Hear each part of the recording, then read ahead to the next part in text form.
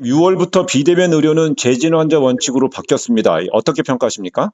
비대면 진료 사업 자체가 전문가들하고 충분한 논의 없이 굉장히 졸속으로 시작됐다라고 생각을 하고요. 예. 지금은 모든 생활 자체가 세계적으로 코로나 팬데믹 상황이 끝나고 네.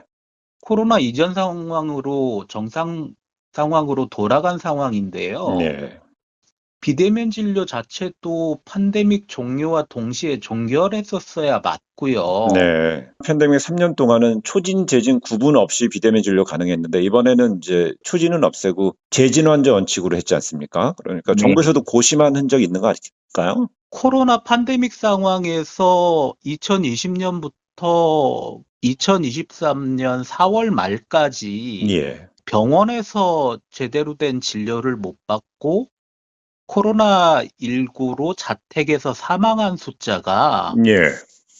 1179명에 달합니다. 이게 무슨 얘기냐면 코로나 같은 경우는 병의 경과가 일정한 패턴으로 되게 흘러가거든요. 그런데 코로나 환자에 한정을 해서 볼 때도 재택 진료만 받다가 숨진 분들이 1179명에 달한다는 얘기거든요. 예. 이게 과연 비대면 진료 찬성론자들이 얘기하는 비대면 진료, 거의 부작용 없었다. 예. 몇백만 건을 냈는데 문제 하나도 없었다.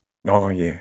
그거는 이제 거짓이라는 거죠. 결국은 비대면 진료를 하면서 그동안에 그 안정성이 심하게 위협받았다. 예, 그렇습니다. 이거군요. 제가 어. 보던 자료는 이제 질병관리본부 공식 자료거든요. 예.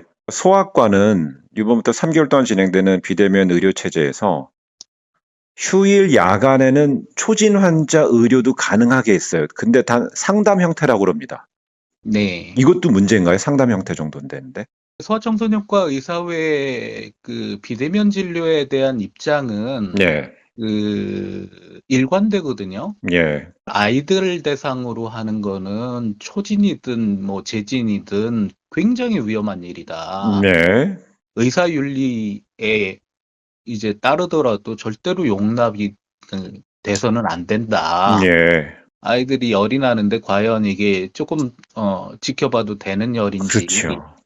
아니면 당장 뭐 응급실에 데리고 가서 치료가 급박하게 필요한 상태인지 예. 이제 부모들이 이제 판단할 능력이 없기 때문에 예. 그런 문제는 분명하게 있습니다. 예. 소아청소년과 전문의가 네. 대면 진료를 하고도 네. 놓치는 경우가 있거든요. 이제 왜 그런가 하면 애들 병은 이렇게 굉장히 급박하게 진행돼요. 소아들의 그 질환 상태가 급박하게 진행된다고 진단하셨잖아요. 네. 그렇다면은 이게 휴일이나 야간에 단순한 상담이 아니고 빨리 처방까지 해 줘야지만 그 악화되는 걸 막을 수도 있다. 이렇게 제가 반론을 드리면요. 처방이라는 거의 전제는 뭐냐면요. 예. 정확한 진단이 돼야 되거든요. 네. 정확한 진단이 되지 않으면 네. 오처방이 되는 거죠. 예. 성인 같은 경우는 비교적 내가 언제부터 어떻게 음. 어떤 양상으로 아팠고 아픈 게 더 네. 심해지고 있고 어떤 부위로 이렇게 더 전이가 된다. 그런 음. 이제 얘기를 자세히 해 주는데 예. 애들은 그게 불가능하거든요. 그렇군요. 부모님의 설명으로는 부족한 거네요. 부모가 대신 얘기해 주는데 예. 그거 자체가 굉장히 부족해요. 음. 그래서 대면 진료를 해서 소아청소년과 전문의의 감이라고 하거든요. 예. 네. 소아청소년과 전문의들은 네네. 얘 안 좋다 그런 느낌이 있어요. 예.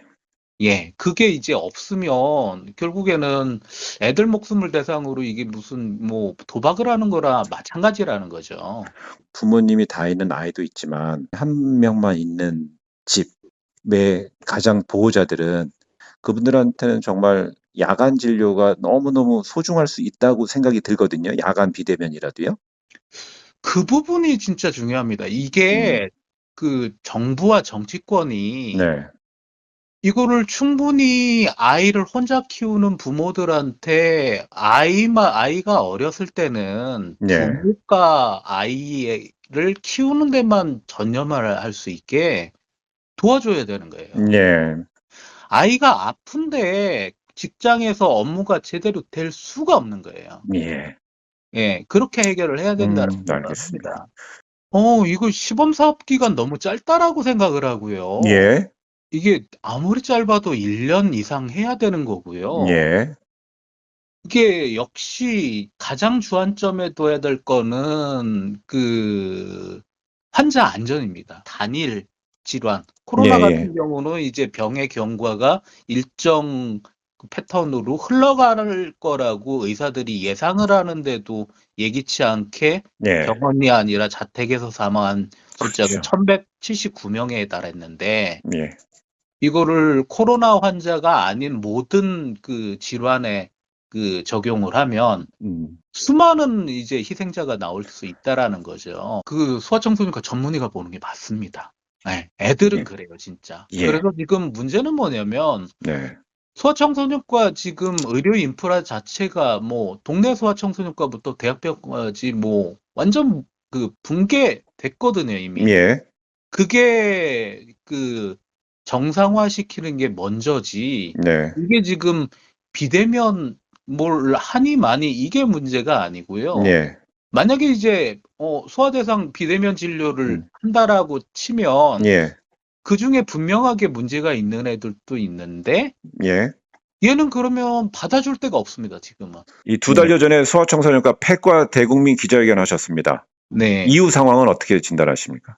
국민들이 많이 이제 인식들을 하셨어요. 예. 이게 진짜 소아청소년과 상황이 정말 어렵더라. 예. 그리고 내 손자가 이거를 겪어봤더니 네. 심지어 서울 시내조차 갈 데가 없더라. 예. 그리고 이제 얼마 전에 5세 아이가 만 이틀 만에 사망한 경우 그거를 이제 보고 나서 만 3년 동안 소아 응급진료를 하고 계시던 선생님들이 예. 도저히 지금은 더 이상은 못 버티겠다. 예. 야, 이게 나도 이거 지금은 그만둬야 되는 거 아닌가. 너무 위험하다. 예. 그런 말씀들 하시거든요. 대국민 기자회견 했을 때 정부에서는 긴급 대책반 구성해서 대응한다고 그랬잖아요. 의료 현장 상황에서 피부에 느껴지는 게 지금 하나도 없거든요. 예. 이게 굉장히 시급한 문제인데, 예.